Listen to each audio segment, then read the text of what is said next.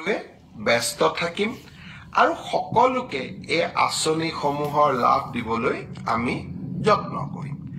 এই সময়ছোৱাৰ ভিতৰতে অৰ্থাৎ 1 তাৰিখৰ পৰা 10 ডিচেম্বৰৰ ভিতৰত চৰকাৰী কৰ্মচাৰী তৃতীয় আৰু চতুৰ্থ শ্ৰেণীৰ কৰ্মচাৰীসকলৰ মিউচুৱেল ট্ৰান্সফাৰৰ পৰ্টেলটো আমি মুকলি কৰি দিম।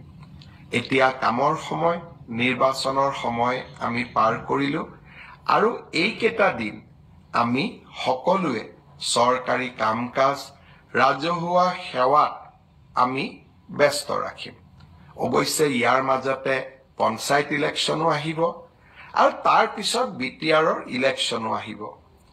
25 চনটো কামৰ মাজে মাজে নিৰ্বাচনো হৈ থাকিব, কাৰণ 26ৰ নিৰ্বাচনৰ আগত আমি কেইবাটাও নিৰ্বাচন পাতিব লাগিব। ৰাভা হাছঙৰ নিৰ্বাচন, মিচিং স্বায়ত্তশাসিত পৰিষদৰ নিৰ্বাচন। কিন্তু এইসমূহৰ মাজতো এই আটাইকেইটা নিৰ্বাচনত যিহেতু মোৰ ব্যক্তিগত ব্যস্ততা বহুত নাথাকিব, সেয়েহে এই সময়ছোৱাত আপোনালোকৰ সমস্যা আৰু আপোনালোকক দি অহা প্ৰতিশ্ৰুতিসমূহ পূৰণ কৰাৰ বাবে মই চেষ্টা কৰিম।